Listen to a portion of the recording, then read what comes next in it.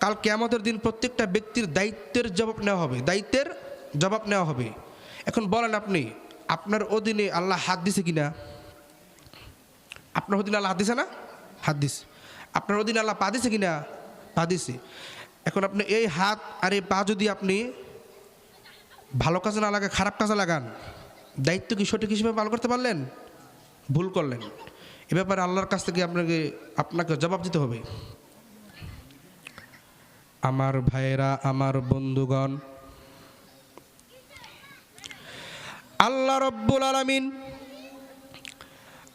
আজ থেকে বহু বছর আগে এই দুনিয়ার জমিনে মানুষগুলারে দুনিয়ার জমিনে পাঠাই দিলেন বাবাজি। এই মানুষগুলা দুনিয়ার জমিনে চলে আসলো। এই মানুষগুলি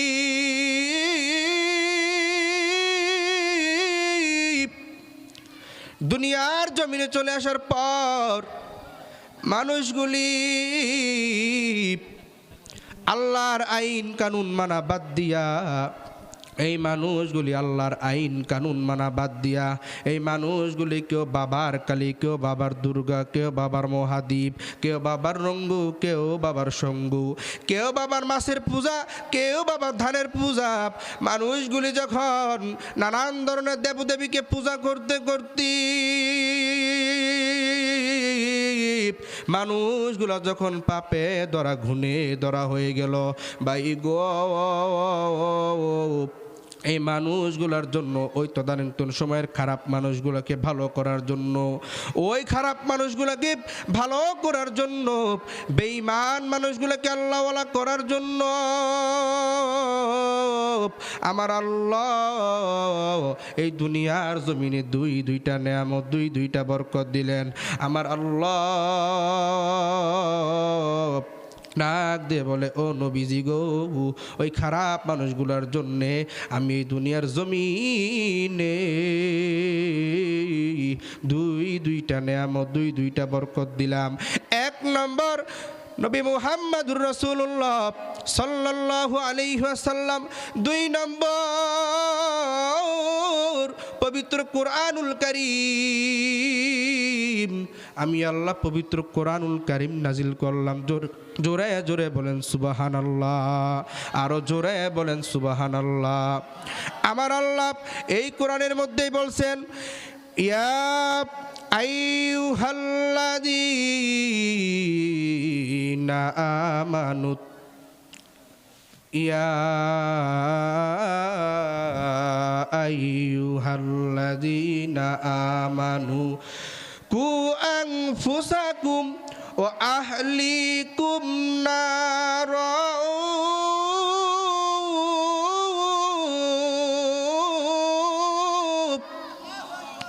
আমার আল্লাহ বলেন, ও ইমানদারেরা গো, তোমরা জাহান্নাম থেকে বাঁচো, তোমাদের অধীনকে বাঁচাও।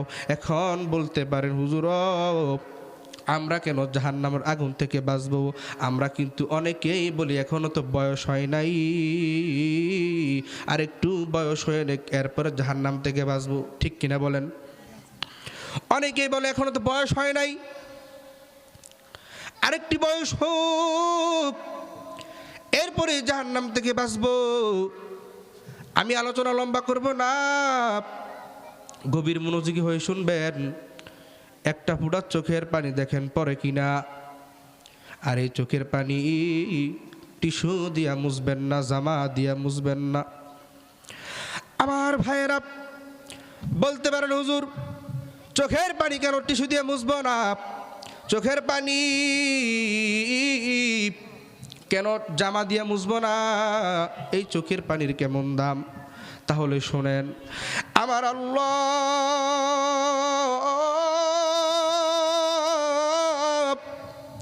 এই দুনিয়ার জমিনে আমার নবীজিকে জানাই দিছেন যে আপনি নবীজি বলে দেন এই চোখের পানির কেমন দাম। কাল কিয়ামতের দিন যখন জাহান্নামীদেরকে যখন ফেরেশতারা ধরতে যাবে জাহান্নামে দেওয়ার জন্য, জাহান্নামের আগুন যখন জাহান্নামীদেরকে ধরতে যাবি মাঝখানে একটি ওয়াল সৃষ্টি হয়ে যাবি, জাহান্নামের আগুন বলবে আল্লাহ তারে কেন ধরতে পারি না, কেন ওয়াল সৃষ্টি হয়ে গেল? আল্লাহ বলবে ফেরেশতারে তোমরা তারে ধরতে পারবা না, কেন জানুনি? অমুক বক্তার অমুক আলেমের বয়ান শুই না এই লোক কাঁদছে, আর এই চোখের পানি আমি আল্লাহর কাছে এত পছন্দনীয় হয়ে গেছে, যার চোখের পানির বধুগুলাতে আমি আল্লাহ তারে মাফ করে দিয়া জাহান্নাম থেকে জান্নাতে দিয়ে দিছি। সুবহানাল্লাহ। এখন আপনারা অনেকে বলতে পারেন হুজুর এখনো তো দাড়ি উঠে নাই, এখনো তো অনেক বয়স হয় নাই, এখনই কেন জাহান্নাম থেকে বাঁচবো? কিন্তু খেয়াল করেন আপনার চাইতে আমার চাইতে বয়সে ছোট ছিল শিশু আলী আসগর। বলেন কি? শিশু আলী আসগর বয়স 7। এই শিশু আলী আসগর কেমন জাহান্নামের ভয়ে কাঁদছেন। মুরব্বীদের সাথে নামাজে গেল, আমি সংক্ষেপ করে দিচ্ছি, মুরব্বীদের সাথে নামাজের মধ্যে গেল, সবার নামাজ শেষ, এরপর মুরব্বীরা দোয়া করলেন, দোয়া করার পর মুরব্বীরা যাওয়া যাওয়া ভাব, কিন্তু আলী আসগর মোনাজাতের মধ্যে এমন কান্দা কাঁদতেছে, 2 হাত ধরে আল্লাহর কাছে এমন ভাবে কাঁদতেছে আর বলতেছে গো মালিক,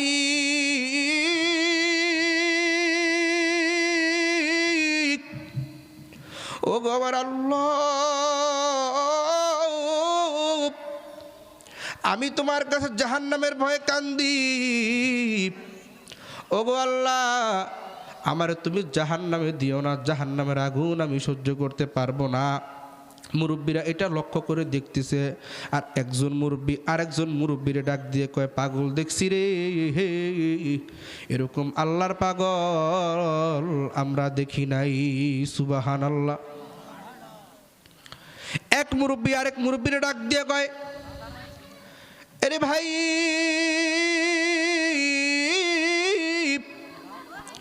আমাদের এত বয়স হয়ে গেল, আমরা কিন্তু এখনো এরকম আল্লাহর ভয়ে কান্দি না, আর এই শিশু এই নাবালক এর উপর নামাজ ফরজ হয় নাই, সে কেন এমনভাবে কান্দে? এরপরে মুরব্বীরা ভাবতেছে মনে মনে, এই শিশু আলী আসগর মোনাজাত শেষ করার পর আমরা তার কাছে যাইব, আমরা গিয়া জিজ্ঞাসা করব, ও আলী আসগর তুমি এমনভাবে কেন কান্দ? এইবার মোনাজাত শেষ করে দিল। মুরব্বীরা আলী আসগরের সাথে গিয়ে বসলো, আলী আসগরের সামনে গিয়ে বসলো, ডাক দিয়ে কয়, আলী আসগর রে তুমি এমনভাবে কেন কান্দ? তোমার বয়স তো ওই রকম হয় নাই, তোমার উপর তো নামাজ ফরজ হয় নাই, এরকম ভাবে তুমি কেন কান্দ? আমাদেরকে বলো না। এইবার আলী আসগর ডাক দিয়ে কয়, মুরব্বী তাহলে শোনেন আমি কেন কান্দি। আপনাদের নজরে আমি ছোট মানুষ, কিন্তু গো মুরব্বী আমি জাহান্নামের ভয়ে 2 নাম্বার কারণে কান্দি। আমি 2টা কারণে জাহান্নামের ভয়ে কান্দি। জোরে বলেন কয় কারণ? আবার বলেন কয় কারণ? খুব খেয়াল করবেন, এদিক সেদিক নজর দিবেন না, নজর দিলে আলোচনার পয়েন্ট হারাই ফেলবেন, কিছু বুঝবেন না। আমি আর কিছুক্ষণের মধ্যেই শেষ করে দেব। এইবার আলী আসগর ডাক দিয়ে গো মুরব্বী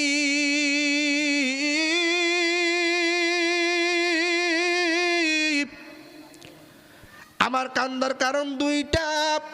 মুরব্বীরা গুপ নাম্বার 1, আমি যখন কোরআনুল কারিম মিলি পড়ার জন্য আমি যখন কোরআনুল কারীম পড়তে যাই আমার সামনে আল্লাহর এই আয়াতখানা ভেসে আসে, ইয়া আইয়ুহাল্লাযীনা আমানু। যখন নাকি আমি আলী আসগর ওই আল্লাহর মায়ার ডাকটা শুনলাম, আল্লাহ কত সুন্দর করে বলছেন, ও ঈমানওয়ালারা, আল্লাহু আকবার। তখনই গো মুরব্বী আমি আলী আসগর ভাবছি, কোনোদিন কিন্তু আমার মা কোনোদিন আমারে বলে নাই যে তুমি জাহান্নামের আগুন থেকে বাঁচো। কোনোদিন মায়া করে আমার মা আমারে কোনোদিন বলে নাই। কিন্তু আমার আল্লাহ কত মায়া করে বলছেন, ও ঈমানওয়ালারা। ওগো মুরব্বী, আমার নাম্বার 1, আমি এই কারণে কান্দি। নাম্বার 2, এই কথা বলার পর মুরব্বীরা ঝর্ণার মতো চোখের পানি ছেড়ে দিয়ে কান্দে আর কয়, পাগল দেখছি, এরকম আল্লাহর পাগল দেখি নাই। এইবার মুরব্বীরা ডাক দিয়ে আলী আসগর রে, তুমি তোমার 2 নাম্বার কারণ বলো। এইবার আলী আসগর বলতেছে, মুরব্বীরা গো, আমার নাম্বার 2, আমার কান্নার কারণ 2 নাম্বার হলো এই একই আয়াতের মধ্যে আল্লাহ বলছেন, ওয়াকুদুহান নাসু ওয়াল হিজার, যেই জাহান্নামের আগুনের লাকড়ি হবে মানুষ এবং পাথর। নাউজুবিল্লাহ। ওগো মুরব্বী,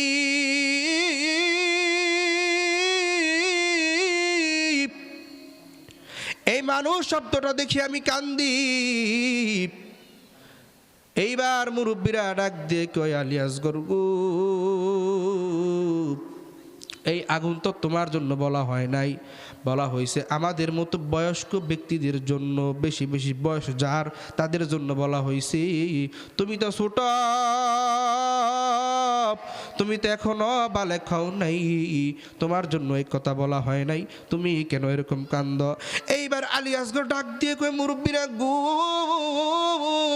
আমি এই কারণে কান্দি না, আমার কান্নার কারণ মেইন হইল,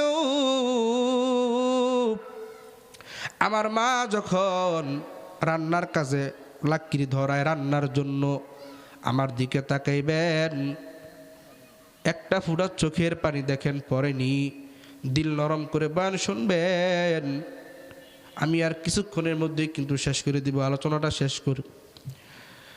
এইবার মুরব্বীরা ডাক দিয়ে গেলেস গরিব, এই কথা তো তোমার জন্য বলা হয় নাই।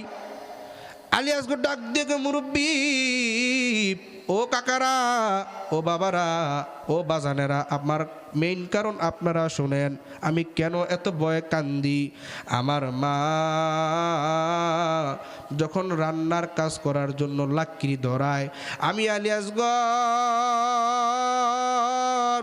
তথানীন্তন সময় ইন্দিমিংটাই নজর করে দেখি, আমার মা কোনো দিন বড় বড় লাকড়ি আগে দেয় না, আমার মা ছোট ছোট লাকড়ি আগে দেয়। এরপর যখন আগুন ধা ধা করে জ্বলে উঠে, তখন বড় বড় লাকড়ি দেয় আগুন কমানোর জন্য। ও গো মুরব্বী,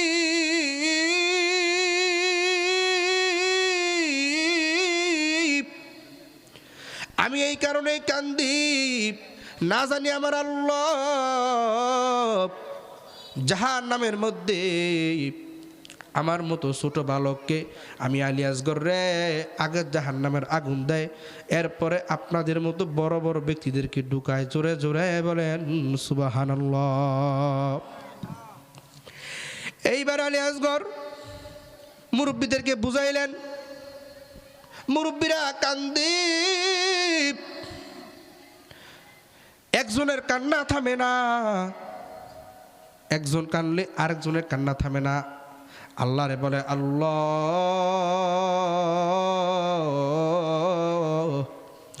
আজ থেকে আল্লাহওয়ালা হয়ে গেলাম, আমরাও আজ থেকে জাহান্নামের ভয়ে এরকম কানবো। সুবহানাল্লাহ। আমি আপনাদেরকে সহজ করে বলি, এতক্ষণ যে জাহান্নামের বয়ান করলাম, আমি আপনাদেরকে সহজ করে বলে দিই, এই কথাটা আপনারা বাসায় নিয়ে যাবেন, জীবন ভরা আপনাদের কাজে আসবে। বলেন ইনশাআল্লাহ। উম্মতি মুহাম্মদীদের জাহান্নাম থেকে বাঁচার পথ হলো 4টা। জোরে বলেন কয়টা? আমি কি গোরস্থান নামাজ করতেছি? ময়রা সরে গেছেন গানি? একটু জাগ না হন, আমার দিকে তাকান, তাহলে কিছু বুঝবেন। দেখবেন কিছু কিছু লোক আছে মাহফিল আইতো না, কেউ যদি আইতো চায় এরও দিব নাইতে, মানে নিজে খাচ্চর, আর একজন বালা মানুষকে দেখলে বলে খাচ্চর। ঠিক কিনা বলেন? কথা কথা মনে হয়ে যায়, কইলামুনি কইলামুনি কিছুক্ষণের মধ্যে কই। দেখেন আপনারা শোনেন, আমাদের ঢাকা শহরে মেন হল আছে না? মেন হল তো চিনে নই। মেন হলো কি বালা পানিতে না খারাপ পানি? দেখলে মনে হয় নানান ধরনের খারাপ, ঠিক না? এক ভদ্রলোক সকালবেলা ঘুম থেকে উঠে দাঁত ব্রাশ করতেছে উপরের দিকে চাইয়া। কে দিকে চাইয়া? উপরের দিকে। দেখে মানুষের দালান কয়টা, মানুষের গাছের, আল্লাহ তালার গাছের পাতা কয়টা, এগুলো গুনে, কিন্তু নিচে দেখ গুয়ের টাঙ্কি খোলা, এটা তার খেয়ালই নেই। ব্রাশ করতে করতে ডাব করে ফিরে গেছে। এরপরে ইংলিশম্যান তো বলতেছে, প্লিজ হেল্প মি, আমার বাঁচান। খুব খেয়াল করেন। তখন আরেকজন ভদ্র ব্যক্তি দাঁত ব্রাশ করতেছে মুখ না ধুইয়া। কিছু কিছু ব্যক্তি থাকে না, মুখ ফরদ হয়ে আগে একটু হাঁটাহাঁটি করে, তো এরকম হাঁটতেছে। এরপর নিচের ব্যক্তির আওয়াজ সে পাইল যে প্লিজ হেল্প মি, আমি গুয়ের টাঙ্কি ধরে গেছি, আমার বাঁচান। তো ওই ভদ্রলোক ব্রাশ থুইয়া বলতেছে, হারি সাত সকাল কাটা ফিরে গেল। সামনে গিয়ে দেয় এক ভদ্রলোক ফিরে রয়েছে। এরপর বলতেছে, ভাই উঠেন ভাই উঠেন, আপনার উঠাই। ওই লোক দেখেন কি সাবির করে সাবি, উপরের দিকে নজর করে দেখতেছে যে উপরের লোকের মুখ দোয়া না দোয়া। চিন্তা করা যায়? মুখ দোয়া নাকি আদোয়া? তো খেয়াল করে দেখতেছেন, ওই ব্যক্তি বলতেছে, ভাই উঠেন না কেন, আপনি উঠেন, আপনার হেল্প চাইলেন তো উঠেন। নিচের লোক বলতেছেন, আপনি সরে যান, আপনার মুখের মধ্যে কেতুর, আপনি খাচ্চর আলা কন।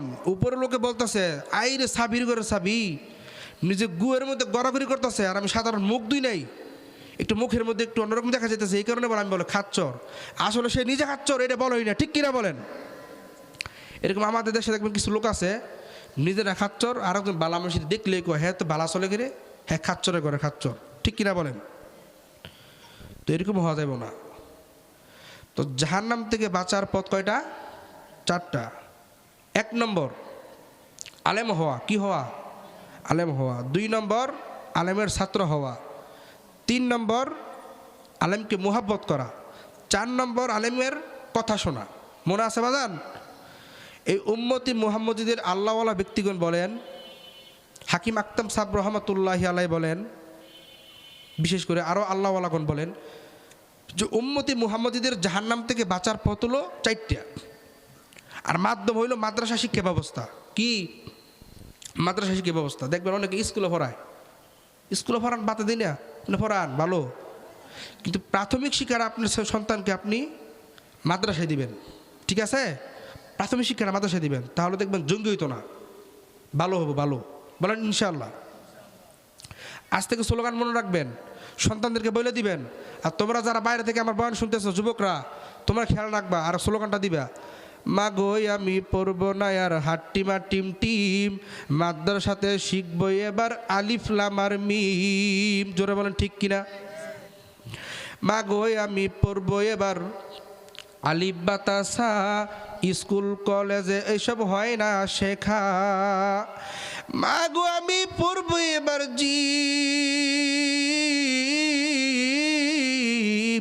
মা গো আমি পড়বো না আর হাট্টিমা টিম, মাদ্রাসাতে শিখবো এবার আলিফ লাম আর মিম। আল্লাহু আকবার।